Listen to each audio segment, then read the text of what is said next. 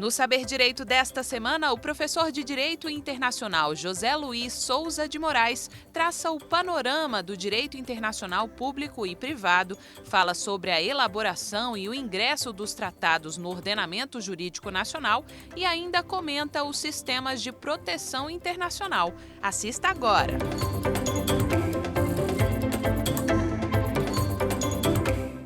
Olá, sejam bem-vindos a mais um Saber Direito com o seu professor José Luiz Souza de Moraes.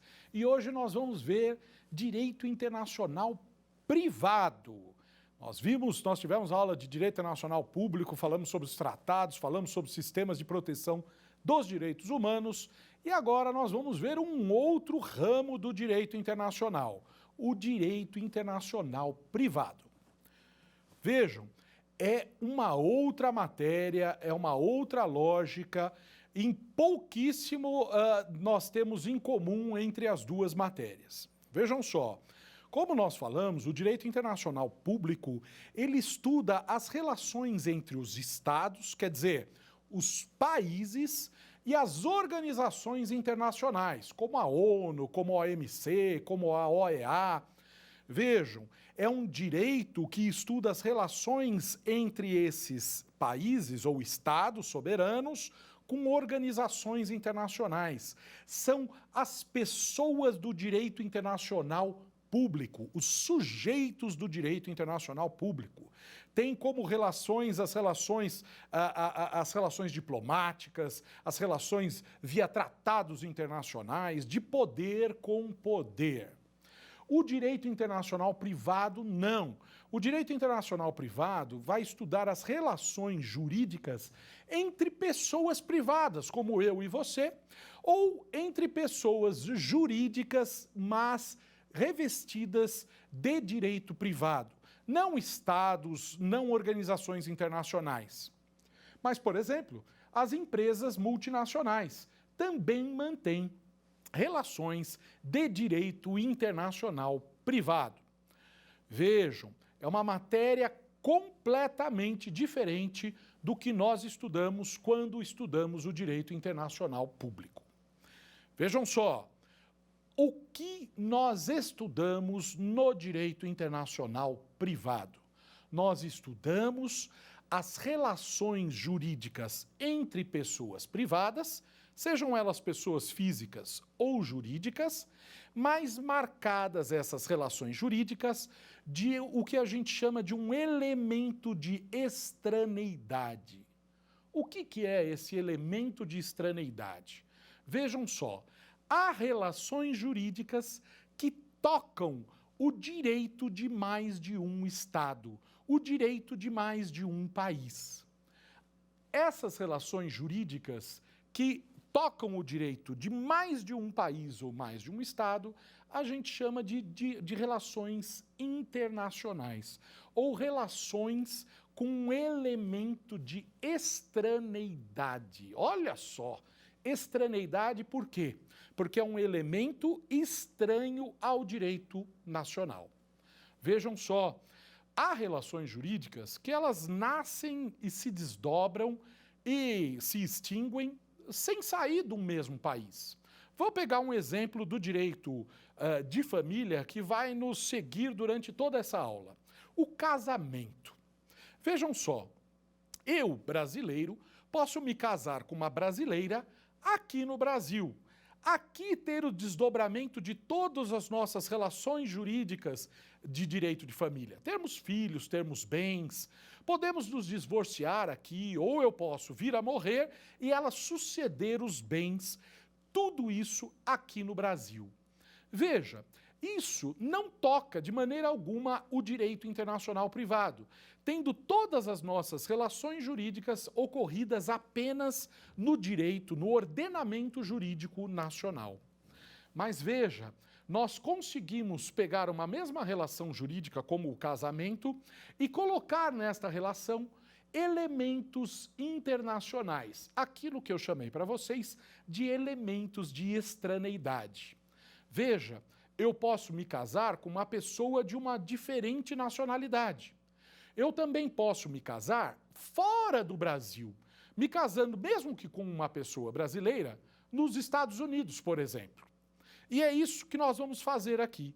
Nós vamos analisar uma relação jurídica em que um dos elementos, o local da sua celebração, ocorre fora do direito brasileiro. Veja, o que nós estudamos no direito internacional privado são relações jurídicas multi- ou plurilocalizadas. São relações jurídicas que vão ser importantes para o meu direito, mas também vão ser importantes para qualquer outro direito, um outro direito estrangeiro ou múltiplos direitos estrangeiros. É por isso que a gente fala que no direito internacional privado, a gente estuda o conflito de leis no espaço. Veja, não é o espaço sideral, nós não estamos falando sobre direito aeroespacial, não é isso. É o direito, ele tem relevância para um determinado local, mas ele também tem relevância espacial, quando ele toca mais de um direito, o direito de mais de um país, fazendo com que esse direito seja relevante aqui no Brasil, mas que também o direito de outro país possa eventualmente ser aplicado aqui no Brasil. Como assim, professor? Você está me falando que aqui no Brasil eu posso aplicar uma lei de outro país? Sim, estou afirmando isso peremptoriamente e isso é uma das principais e primeiras barreiras que a gente enfrenta ao estudar o direito internacional privado. A gente está acostumado a falar, aqui a minha soberania só permite que eu aplique o direito nacional. E está errado isso. Nós temos regras no nosso direito interno que vai não só possibilitar, mas vai exigir que o juiz nacional aplique a lei estrangeira aqui dentro do Brasil. E é isso o principal objeto de estudo dessa disciplina que a gente chama de direito internacional privado. Tá? A primeira coisa é, o que é o direito internacional privado? Vimos que estuda essa relação do conflito de leis no espaço. Mas em outros lugares, esse direito internacional privado também abarca outros assuntos, como o direito de nacionalidade, por exemplo. Quem faz isso copia o tratamento que a matéria é dada, por exemplo, na França. Os franceses, por uma questão de organização, tratam o direito internacional como sendo um conflito de leis no espaço, mas também trata do direito da nacionalidade, quer dizer, da relação jurídica das pessoas com o Estado dentro do direito internacional privado. Aqui no Brasil, eu prefiro que a gente estude essa matéria, nacionalidade, lá no direito constitucional, porque nós tratamos dessa matéria na nossa Constituição, determinando quem são os nossos nacionais. Aqui no Brasil, só para a gente não deixar isso sem resposta, aqui no Brasil nós adotamos dois sistemas bem diferentes de nacionalidade. Um deles determina que são brasileiros todas as pessoas, com algumas exceções, todas as pessoas que aqui nasçam, que nasçam no território nacional. A esse tipo de nacionalidade, nós damos o nome de ius solis, o direito do solo. Quem nasce em solo brasileiro se torna brasileiro. Vejam, mas a Constituição também trouxe uma outra forma de aquisição de nacionalidade brasileira, que é o ius sanguinis. O que é o ius sanguinis? É aquele que se torna, que é brasileiro, originalmente brasileiro, por ser filhos de brasileiros, por ser filho de um brasileiro ou de uma brasileira, ele é considerado brasileiro, mesmo não tendo nascido aqui no nosso território. Então, eu já dei uma resposta para vocês, mas vocês vão achar isso de forma mais pormenorizada no nosso direito constitucional. Assim, eu vou deixar o direito internacional privado cuidando exclusivamente da nossa principal matéria, que é justamente o conflito de leis no espaço. Beleza? Então vamos lá. Então nós vamos estudar o direito internacional privado como uma forma de solução do conflito de leis no espaço. Mas o que são esses conflitos de lei no espaço? Pela relação jurídica ter tocado o direito de mais de um local, em tese, em potência, mais de um direito pode ser aplicado para a solução de uma controvérsia. Para que isso seja sistematizado, para que eu saiba quando eu vou aplicar o direito nacional ou o direito estrangeiro, o nosso direito, o direito brasileiro, prevê algumas regras de conflito de leis no espaço. Essas regras são o coração do direito internacional privado aqui no Brasil. E mais, eu tenho que lembrar com vocês que nós estudamos, na aula que nós estudamos Direito Internacional Público, nós falamos sobre as fontes do direito internacional público. Tá lembrado? Se não tiver, volta lá e dá uma olhadinha na nossa primeira aula sobre Direito Internacional Público. Lá, eu falei para vocês que no artigo 38 do Estatuto da Corte Internacional de Justiça constam as fontes do direito internacional público, sendo a principal delas as convenções internacionais, os tratados internacionais. Pois bem, é diferente aqui do direito internacional privado. No direito internacional privado, a principal fonte do direito é a lei e a Constituição. É a nossa Constituição e a nossa lei brasileira que definem as nossas regras de conflito de leis no espaço. O que é diferente de país para país. Vejam, então, eu tenho um direito internacional público internacional, mas eu tenho inúmeros direitos internacionais privados, porque cada país é que vai definir por meio de lei quais são as suas regras para a solução de conflitos internacionais, de conflitos de normas no espaço. Eu sei que está complicado, mas vamos lá. Então, cada um dos estados, por meio de leis ou de outras normas jurídicas, vai definir qual vai ser o direito que será aplicável em determinadas relações internacionais. Vejam só, eu falei que nós temos relações jurídicas que nascem e se desdobram inteiramente dentro de um só país, dentro de um só direito.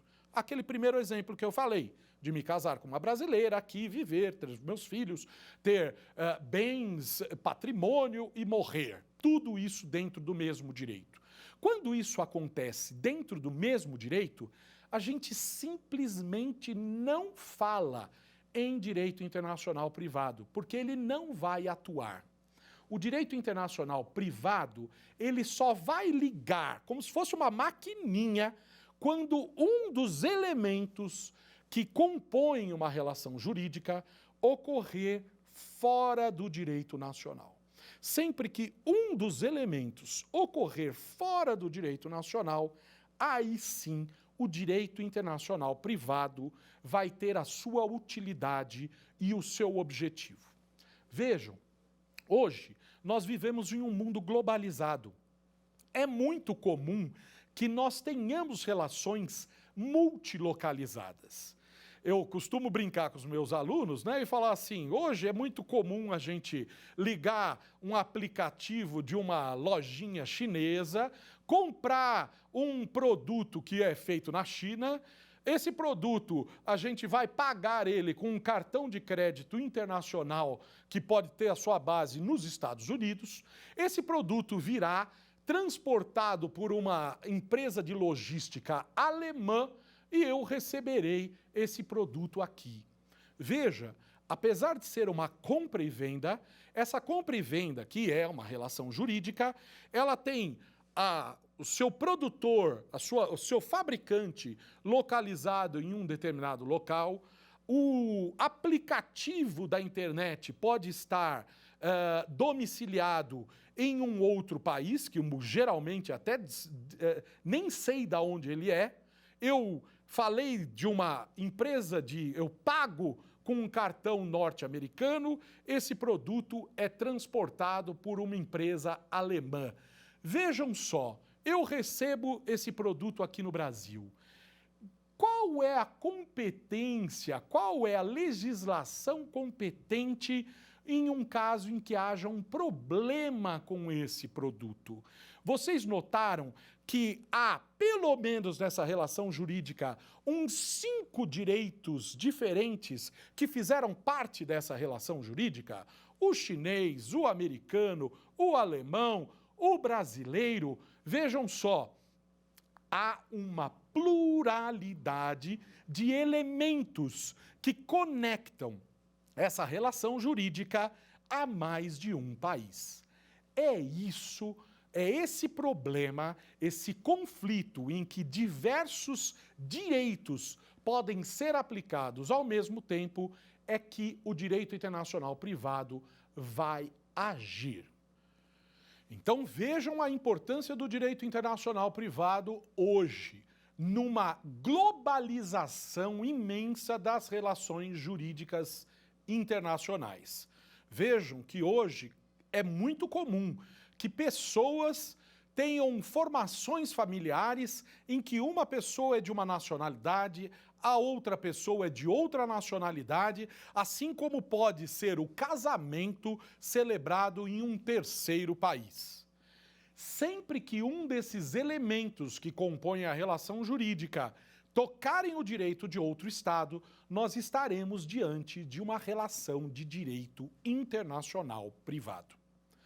Vejam, como eu falei para vocês, as normas de direito internacional privado são previstas em lei de cada um dos países que a prevê.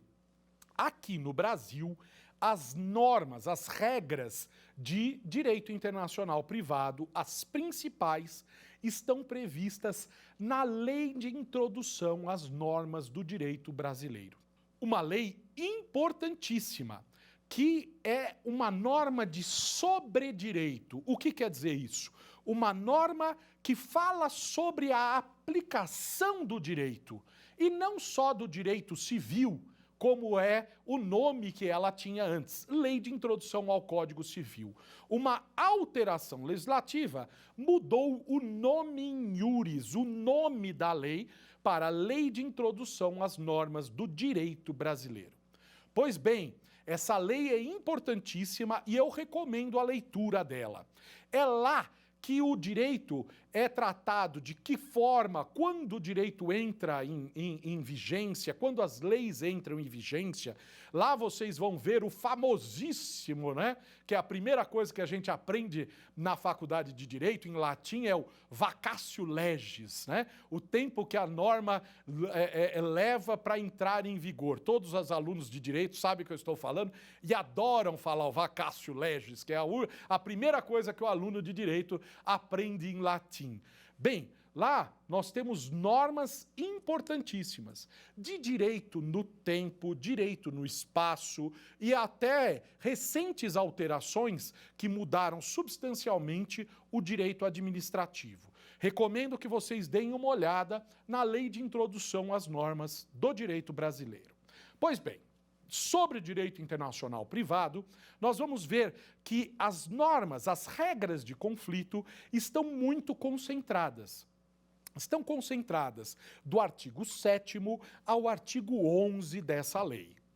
Nestes artigos, o legislador vai tratar de diversos assuntos, como o direito de família, os bens móveis e imóveis, a sucessão, os direitos de contrato, o direito das obrigações e o direito que rege as pessoas jurídicas. Nessas poucas normas são concentradas a grandíssima maioria das regras de solução de conflito das leis no espaço. Então, deem uma olhada lá. E vocês vão perceber o seguinte, que naquele exemplo que nós demos do casamento, nós estamos nos referindo a uma matéria muito específica no direito, que são as relações familiares, que é o direito de família. O direito de família, o direito de personalidade, o casamento, isso tudo está sendo tratado na Lei de Introdução às Normas do Direito Brasileiro, no seu artigo 7º e parágrafos. Vejam, todas essas matérias trazem um quadro, um conceito quadro que o aplicador do direito vai ter que qualificar, quer dizer, vai ter que classificar as relações que ele vai se deparar dentro desses conceitos quadros bem amplos. Explico melhor. No caso em que eu vejo uma situação de vida, que são duas pessoas se unindo para constituir uma família, o nome disso, qual é? Onde se enquadra no direito esta relação, este fato da vida, em que duas pessoas se unem com um objetivo claro de formar uma família, formar um casal. Vejam, essa relação fática, isso que a gente chama de fato da vida, se enquadra, se qualifica como uma relação de direito de família.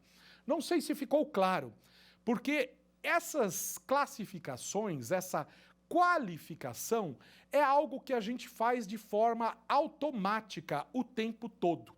Se eu vendo uma coisa para alguém e alguém me paga o preço, eu já sei quase que automaticamente que essa relação, esse fato da vida, se qualifica, se classifica no mundo jurídico como um contrato de compra e venda. Não é mesmo? Vejam, mas esta operação, aqui no direito internacional privado, ela tem que ser muito refletida. E a gente chama essa operação de qualificação. Qualificar é eu analisar um fato que ocorre no mundo real, no mundo fenomênico, e eu qualifico, eu classifico este fato em um dos conceitos quadro que estão disponíveis no meu direito. Mas vamos lá.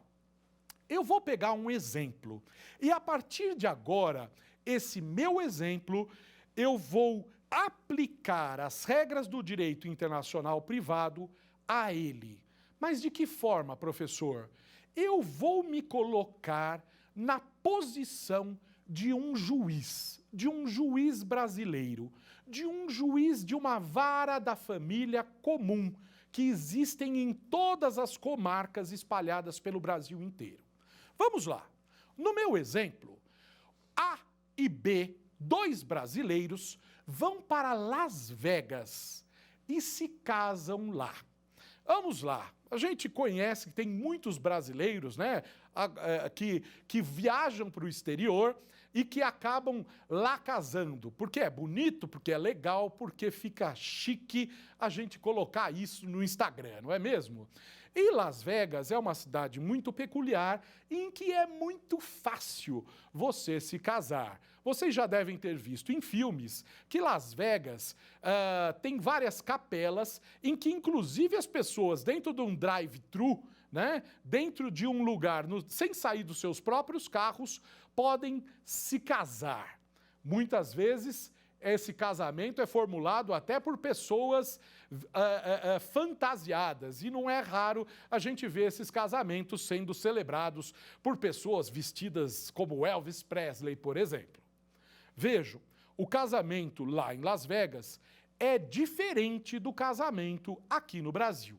Aqui, para as pessoas se casarem, elas precisam de um tempo e de diversas formalidades exigidas em lei.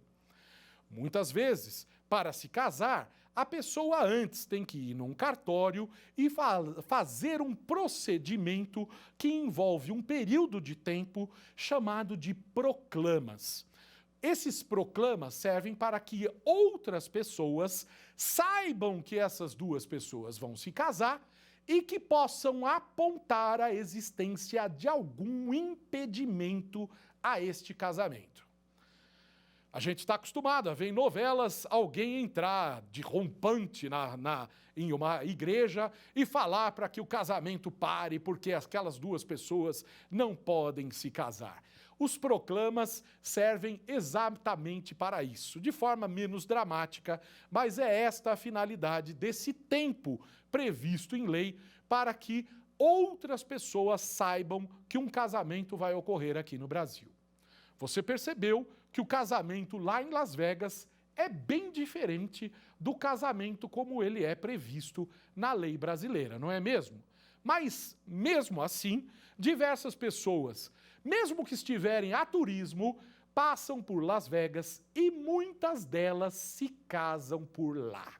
No nosso exemplo, esse casal aí se casou lá em Las Vegas. Mas eles fizeram isso até um pouco de brincadeira. Acharam legal, entraram no drive-thru de uma capelinha e acabaram sendo casadas pelo Elvis Presley. Muito bem, nós estamos diante de uma relação jurídica internacional, em que dois brasileiros se casam em um país estrangeiro. Vejam, isso é uma relação de direito internacional privado. Mas e daí, professor? E daí que dessa relação jurídica, se dessa relação jurídica surgirem problemas, qual a lei que eu vou aplicar? Vamos deixar o nosso exemplo ainda mais legal. E vamos colocar o seguinte. O rapaz voltou lá de Las Vegas com a sua recém-casado, mas não dando muito a trela para isso, o casal se separa aqui e esse rapaz se casa de novo, se casa com uma terceira pessoa, se casa com outra mulher. A pergunta que eu faço a você, esse primeiro casamento em Las Vegas é válido? Esse casamento é válido aqui no Brasil? Se esta resposta for positiva ou não, o segundo casamento que ele fez aqui no Brasil é válido ou ele é bígamo? Ou ele praticou a chamada bigamia e se casou novamente sem ter extinto o primeiro vínculo matrimonial? Eu respondo para vocês já, lá no final. Antes, nós vamos ver o seguinte. Vamos supor e vamos deixar este nosso exemplo ainda mais legal.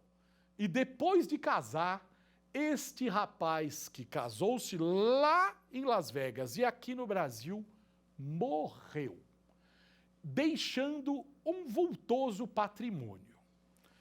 Pergunto a vocês, no caso do falecimento dele, quem é a herdeira?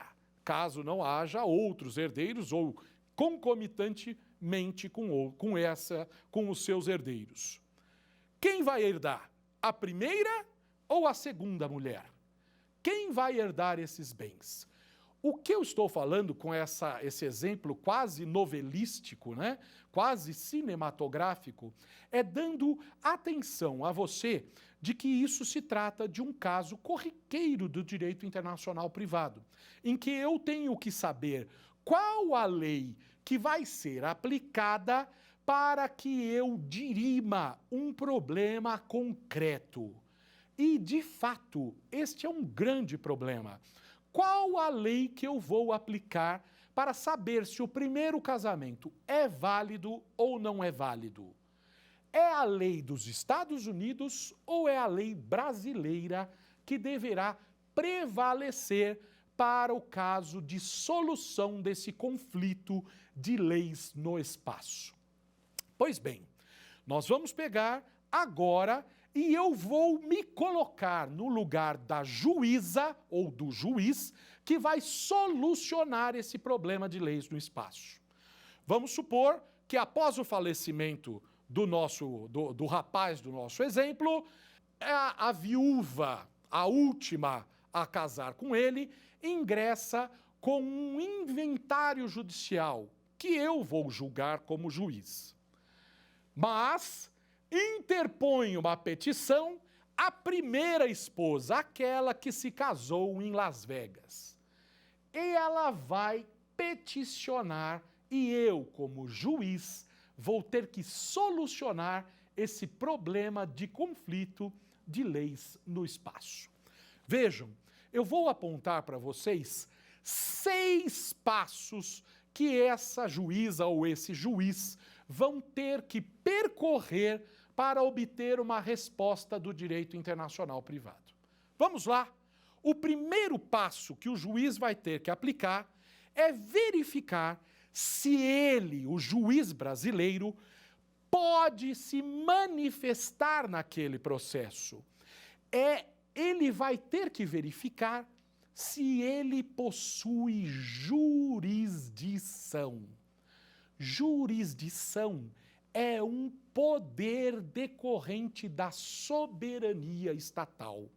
E todo juiz brasileiro goza de jurisdição. Jurisdictio é dizer o direito, certo?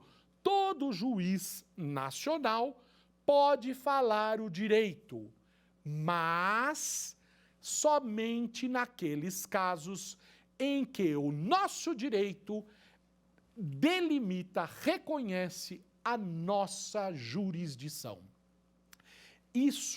Esses limites da jurisdição estatal estão previstos do artigo 21 ao artigo 23 do Código de Processo Civil.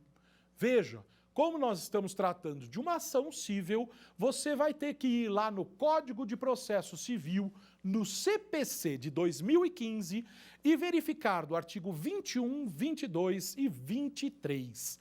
Lá estão as regras que definem o exercício da jurisdição nacional, certo? Só uma palhinha, algo muito importante que está no artigo 24. E para a gente não perder essa oportunidade, leiam o artigo 24 e saibam o que é litispendência internacional. E não existe litispendência internacional, sendo possível que exista a mesma ação com a identidade de partes, causa de pedir e pedido, tanto aqui no Brasil como em vários outros lugares. Fecha aspas. Mas deem uma olhada no artigo 24 do CPC, que fala sobre litispendência internacional. Voltando, do artigo 21 ao 23, o CPC traça os limites da jurisdição nacional. O que quer dizer isso? As causas em que um juiz brasileiro poderá julgar. Qualquer hipótese que não se enquadre nesses princípios, o juiz vai ter que dizer: não posso julgar porque a lei brasileira não me deu jurisdição para falar sobre esse assunto. Mas já te digo, nesse nosso exemplo, há sim a jurisdição brasileira. O juiz brasileiro poderá julgar essa causa, porque os cônjuges e a relação jurídica da sucessão estão aqui no Brasil. Então, o juiz, sim, pode, no nosso exemplo, falar naquele processo porque ele tem jurisdição. No nosso segundo passo, o juiz ou a juíza vai ter que fazer a qualificação da situação de vida. É o que a gente chama de qualificação. E eu falei disso agora há pouco. O juiz vai analisar aquilo que aconteceu na vida, no caso em concreto, e vai classificar, vai qualificar, vai encaixar essa situação de vida em um dos conceitos quadros do nosso direito. Explico melhor. Vejam, como eu falei para vocês, duas pessoas se juntaram para formar uma família. Por que eu estou falando isso dessa forma, professor? É tão claro que casamento é casamento? Nem sempre isso vai ser claro no direito internacional. É por isso que eu estou jogando luz sobre a necessidade da qualificação. Haverá vezes em que a relação jurídica vai ser meio nebulosa e eu não vou saber se se trata de uma família, de um contrato, de uma obrigação ou de algo do gênero. E isso não é raro no direito internacional. E a qualificação é muito importante, porque ao qualificar corretamente eu vou obter um resultado correto. Mas se eu colocar, se eu classificar essa relação jurídica em um outro conceito quadro, o direito vai me dar uma outra resposta. E essa resposta vai ser errada. Então é importante esse segundo passo chamado de qualificação. Eu coloco aquele fato da vida, eu classifico, eu qualifico aquele fato da vida dentro de um dos conceitos quadro previstos no meu direito. No nosso exemplo, é uma relação de direito de família. E mais ainda, eu, para saber a respeito da validade ou não desta relação jurídica, eu vou ter que procurar no meu conceito quadro as normas de direito de família que falam sobre o casamento. Vejam, então, no step 1, no passo primeiro, a juíza ou o juiz verificou se ele tem jurisdição para falar. No 2, ele qualificou, classificando essa relação jurídica dentro de um dos conceitos quadros previstos na Lei de Introdução às Normas do Direito Brasileiro, por exemplo, ou em algum outro ou alguma outra norma prevista na nossa legislação. Em terceiro lugar, é um assunto complexo, eu sei, eu entendo, mas em terceiro lugar, o juiz vai ter que verificar se há alguma norma no direito brasileiro que proíbe que ele aplique o direito internacional privado. Anota aí, porque é complicadinho. Existem normas chamadas de normas imperativas. Normas imperativas. Também chamadas de normas de aplicabilidade imediata, ou também chamadas de lois de police. Lois de police. Vou repetir. São normas imperativas, normas de aplicabilidade imediata ou lois de police, que é em francês. Beleza? Ai, professor, o senhor me apavorou agora. Vamos entender porque o nome é mais complicado do que a própria matéria. Algumas vezes, o legislador nacional, ele quer proteger tão bem um bem jurídico que ele vai falar para o juiz o seguinte: juiz, eu sei que essa relação é uma relação de direito internacional. Eu sei. Só que você não vai buscar as regras tradicionais de solução de conflito de leis no espaço, porque eu quero que você aplique única e exclusivamente a lei brasileira para julgar esse caso. Explico com um exemplo. Vejam, no ECA, o Estatuto da Criança e do Adolescente, o nosso legislador, ele tratou sobre um tema que é de direito internacional privado, chamado de adoção internacional. Veja que ele sabe que essa relação jurídica toca mais de um direito, de mais de um Estado. Mas, mesmo assim, ele diz o seguinte para o juiz, para aquele que vai aplicar a lei. Olha, eu sei que essa relação é uma relação de direito internacional. Por quê? Porque os adotantes estão no exterior, são estrangeiros ou estão no exterior. Eu sei que é uma relação de direito internacional, mas você não vai aplicar o direito internacional. Você vai aplicar única e exclusivamente o ECA. Perceberam que para proteger a criança e o adolescente, o legislador nacional falou: eu não vou aplicar aqui o direito internacional privado. Eu vou aplicar aqui uma norma imperativa. Eu vou aplicar aqui obrigatoriamente o direito brasileiro, afastando qualquer possibilidade da aplicação do direito estrangeiro nessas causas.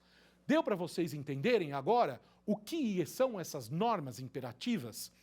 A jurisprudência aponta, num caso muito específico, esta norma imperativa, de uma forma um pouco enviesada, mas ela faz isso. Num caso julgado pelo STJ, que é conhecido como caso Panasonic. Depois você dá uma olhadinha na jurisprudência e que você vai entender um pouquinho do que eu estou falando. Nessa jurisprudência, nesta decisão judicial, o STJ disse que, mesmo que uma relação jurídica de consumo ocorra fora do Brasil, que em determinados casos, em proteção ao consumidor, o que seria aplicável é o CDC, o direito brasileiro.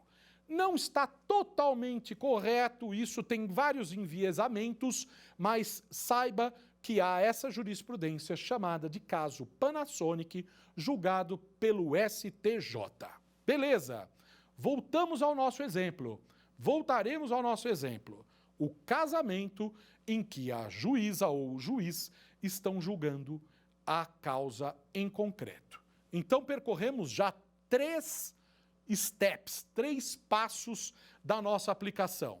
No primeiro, o juiz sabe que ele pode julgar, porque do artigo 21 ao 23 do CPC, ele sabe que ele tem jurisdição. Ele qualificou a relação da vida apontando como uma causa de direito de família, mais precisamente, envolvendo a validade do casamento. Em terceiro lugar, ele procurou, de uma forma escaneada, em todo o nosso ordenamento jurídico, e não há uma norma imperativa de direito internacional privado que incida nas relações sobre o casamento. Vimos que somente 2 são mais facilmente reconhecidas no direito brasileiro. O caso da adoção internacional e aquele caso jurisprudencial que eu falei sobre o caso Panasonic. Vimos então que o juiz tem jurisdição, ele já qualificou e não há uma lei imperativa, uma norma imperativa no nosso exemplo. Sendo assim, eu posso prosseguir para o próximo passo na aplicação do direito internacional privado, que vai ser o reconhecimento da regra de conflito. Ele vai lá na lei de introdução às normas do direito brasileiro e vai verificar que para verificação da validade de um casamento quanto à sua celebração, há um dispositivo no artigo 7º, parágrafo 1º. E ele vai para um outro passo. Ele sabe que ele deve aplicar a regra do artigo 7º, parágrafo 1º, que diz o seguinte: quanto à validade, quanto à validade do casamento, eu vou verificar o local de sua celebração. Vejam só. O legislador pegou um problema, um conceito quadro chamado de casamento e apontou qual será a lei que o juiz vai ter que aplicar no caso em concreto. Ele está apontando que a lei aplicável para a solução daquele conflito é a lei do local da celebração do casamento. Percebeu? Ele está dando a resposta de qual será a lei aplicável para aquele problema concreto. Ele aponta que, para eu verificar se um casamento é válido ou não, quanto à sua celebração, quanto aos requisitos da sua celebração, a lei aplicável será a lei do local de celebração. É aí que nós vamos para o quinto passo e nós preenchemos isso que o legislador apontou, que se chama elemento de conexão. Veja só, o legislador apontou que para solucionar aquele problema, eu vou ter que preencher o elemento que conecta, que atrela aquela causa a um determinado local. Vejam só, o legislador disse que quando eu quiser verificar a validade de um casamento quanto à sua celebração, eu vou aplicar a lei do local da sua celebração. No nosso exemplo, a lei americana do estado de Nevada, que é onde fica Las Vegas. Percebeu que ele solucionou o problema que eu não sabia se aplicava a lei nacional ou aplicava a lei estrangeira. O juiz não pode escolher livremente a lei que ele vai aplicar. Ele vai ter que aplicar a lei que é apontada pelo elemento de conexão previsto na regra de conflito. Ai, professor, que coisa difícil. É dificinho mesmo. Mas você vai ver, assim, no conceito quadro, que é uma operação complexa, mas é relativamente simples. Não é, mas deu para entender. Vejam, o juiz vai aplicar, vai preencher o elemento de conexão. Qual é o elemento de conexão? A lei do local de celebração do casamento. E vai para o último passo, que é o seguinte: o juiz brasileiro vai ordenar que as partes comprovem a vigência e os limites da lei estrangeira, a interpretação da lei estrangeira. Isto é, como a lei é aplicada no seu local de origem. Vejam que o juiz brasileiro deve aplicar a lei estrangeira, como se ele estivesse sentado na cadeira do juiz estrangeiro, mas aqui no Brasil. Eu sei que é difícil e eu sei que é uma ficção, mas é esta forma que ele deve aplicar o direito estrangeiro, como o juiz estrangeiro o aplicaria. Então, no nosso exemplo, o juiz brasileiro aplicará o direito estrangeiro, o direito de Nevada, o direito civil norte-americano, julgando dessa forma válido o primeiro casamento. Vejam só, ao declarar que o primeiro casamento é válido segundo as leis do local da sua celebração, o juiz automaticamente está declarando que o segundo casamento é inválido. Deu para vocês entenderem a importância do direito internacional privado? Ao reconhecer que o primeiro casamento é válido porque ele foi feito de acordo com a lei norte-americana, consequentemente, automaticamente, o segundo casamento não tem validade. Mas antes que vocês falem, coitadinha professora, ela casou de boa fé. Sim, há regras que conseguem harmonizar esta situação do segundo casamento. Porque ela se casou, obviamente, se ela se casou de boa fé, ignorando que ele já era casado, ok? Vejam, nós aqui no nosso exemplo, o juiz não poderia aplicar a lei brasileira, porque a regra do direito internacional aponta que a competência para julgar aquele caso em concreto é a lei estrangeira. E repito, ao juiz aqui no Brasil, em um processo aqui no Brasil, em português, bonitinho, sentado na sua cadeira, num fórum aqui no Brasil, vai aplicar a lei de outro país aqui dentro. Vejam, isso é fato e isso faz parte do direito internacional privado.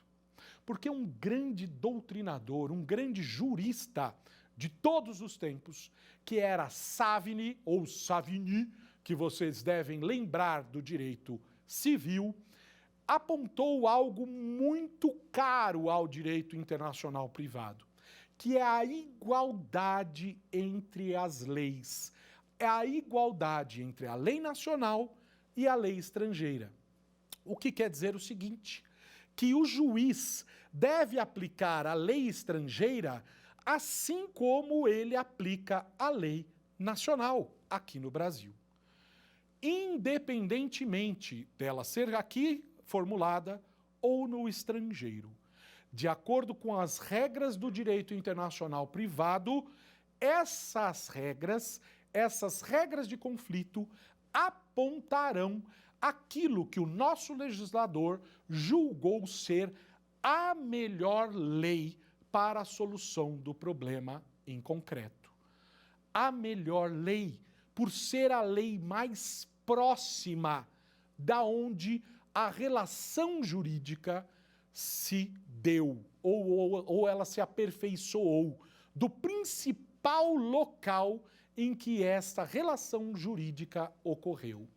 E o nosso legislador fez isso, ao apontar que, no artigo 7º, parágrafo 1º, que a lei aplicável, a melhor lei, a lei competente para a solução daquele conflito é a lei do local da celebração do casamento.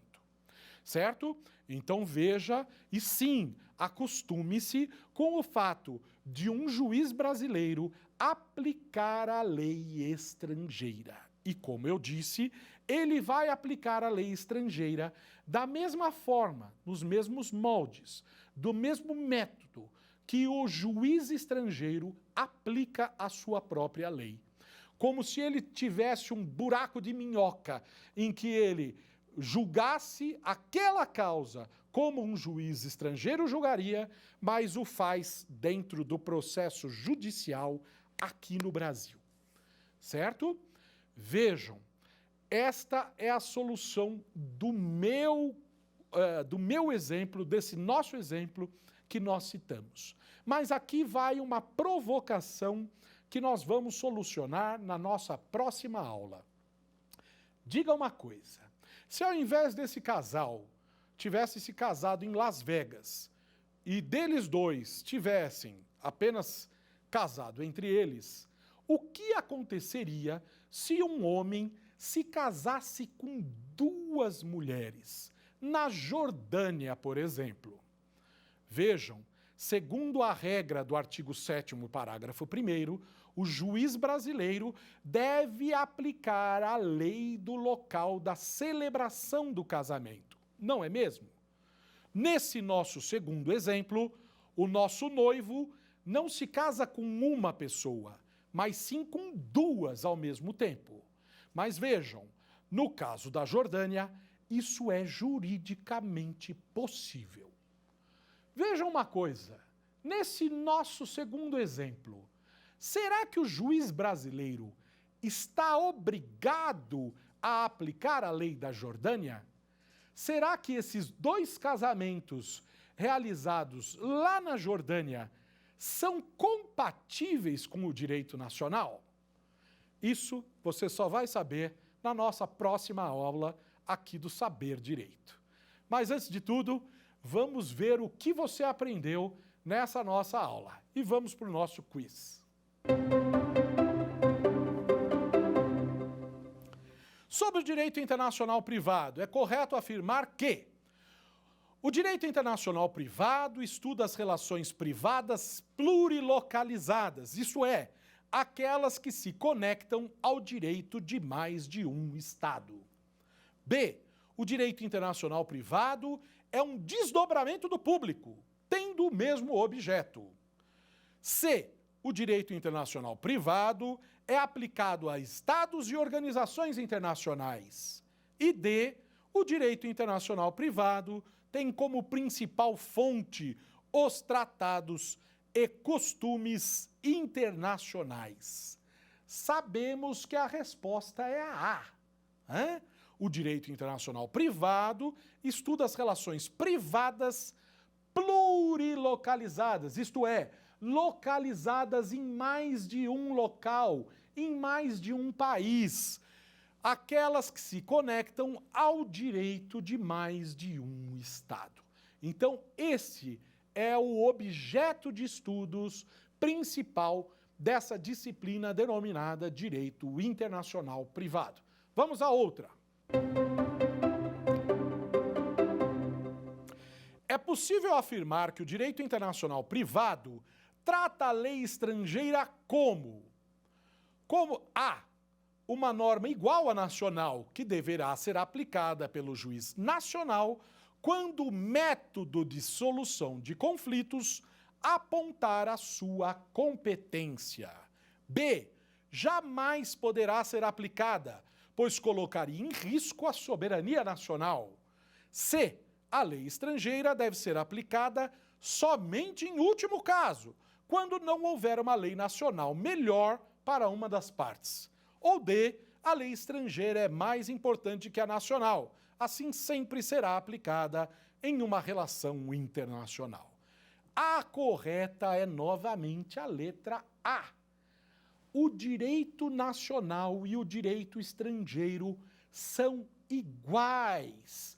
É a lição que nos deixou Savigny, ou Savigny, né? Um grande jurista alemão que apontou a igualdade, que decorre da igualdade entre os estados, a igualdade das leis nacional e estrangeira. Sim, é verdade, por mais que isso nos cause estranheza.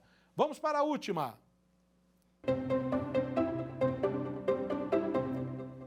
Sobre um casamento realizado no estrangeiro, é correto afirmar que a lei do local da celebração nunca será aplicada, sendo somente a lei nacional a regente da relação jurídica.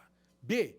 Sendo a lei nacional produto da soberania nacional, ela sempre será a aplicável. C.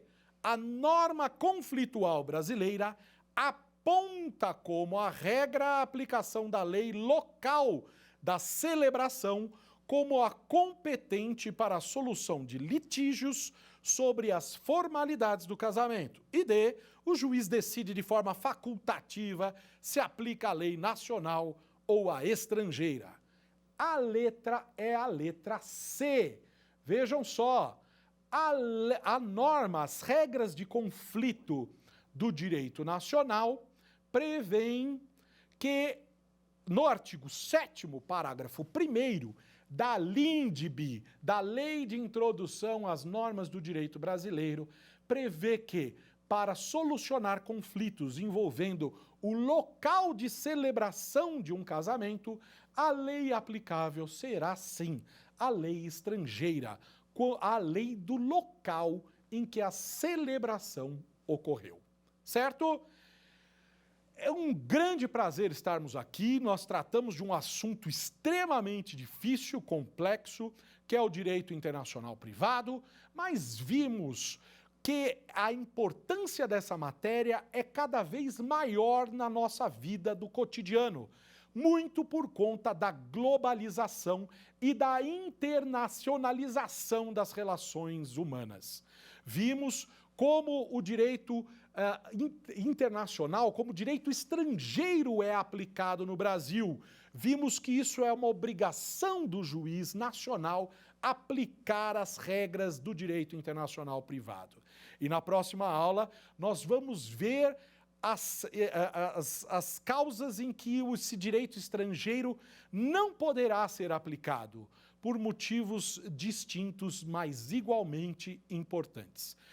Meu nome é José Luiz Souza de Moraes, fui seu professor de Direito Internacional Privado e nos encontraremos novamente numa próxima aula do Saber Direito. Obrigado. Quer dar uma sugestão de tema para os cursos do Saber Direito? Então mande um e-mail para saberdireito@stf.jus.br ou entre em contato pelo WhatsApp. O número é esse que aparece na sua tela. Você também pode estudar pela internet. Basta acessar o site tvjustiça.jus.br ou rever as aulas no canal da TV no YouTube, TV Justiça Oficial.